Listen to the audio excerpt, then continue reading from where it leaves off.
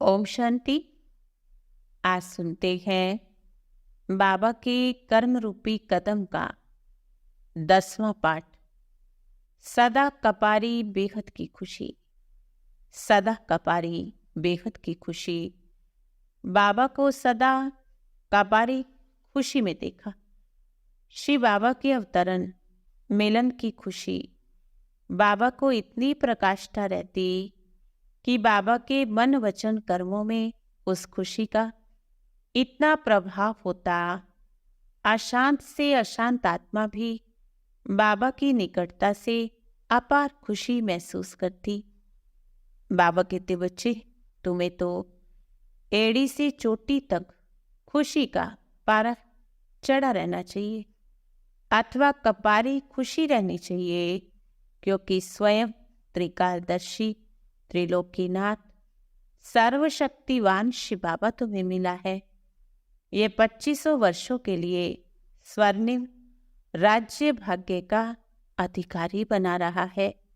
तो ऐसे हमें भी खुशी के सदा नशे में रहना चाहिए, खुशी का पारा चढ़ा रहना चाहिए। 11वां कर्म रूपी कदम सागर समान गंभीर। सागर समान गंभीर। कराची में जब बाबा के साथ बच्चे सागर के किनारे पर जाकर बैठते तो बाबा मधुर स्नेहयुक्त शब्दों में कहते, बच्चे देखो लोग सागर में किचड़ा कूड़ा डालते हैं, वो सागर के अंदर नहीं जाता बल्कि लहरों के साथ बाहर आकर एक किनारे पर लग जाता है। तो इस सागर की तरह आपका स्वभाव होना चाहिए। आप बच्चों के अंदर कोई किचड़ा नहीं ठहरना चाहिए। देखो सागर में ऊपर भले कितनी भी लहरें हैं पर नीचे वो शांत होता है। ऐसे आप ही शांत और धैर्यवत हो जाओ। 12वां कर्म रूपी कदम सादगी और सद्व्यवहार। सादगी और सद्व्यवहार बाबा सादगी के एक उत्तम उदाहरण थे। वो एक छोटे से कमरे में रहते थे जो पुराने ढंग का बना हुआ था।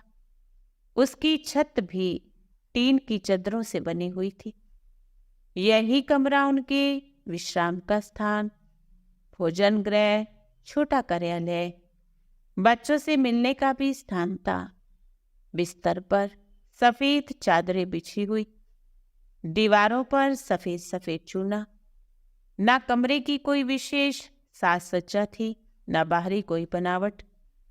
उस कमरे में बैठकर सेवा मूर्ति बाबा ने कितने आत्माओं को नया जीवन प्रदान किया।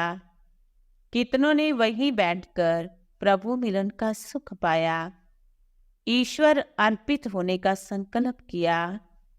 उन्होंने कभी किसी को व्यक्तिगत रूप से फटकार डांट डपट नहीं किया, बल्कि वो सदा सबसे सुकोमल, सुमधुर, सद्भावना पूर्वक सम्मान सहित शब्दों से वार्ता करती। उनके मीठे बोल, उनकी मीठी दृष्टि, उनके मधुर व्यवहार, ज्ञान की मीठी मीठी बातें, उनकी मीठी मीठी मुस्कान के कारण ही उनके निवास का भी नाम पड़ गया मधुबन, तपोवन। तो ऐसे हमें भी बाप समान बनना है, बाप के कर्म रूपी कदम को फॉलो करना है। ओम शांति।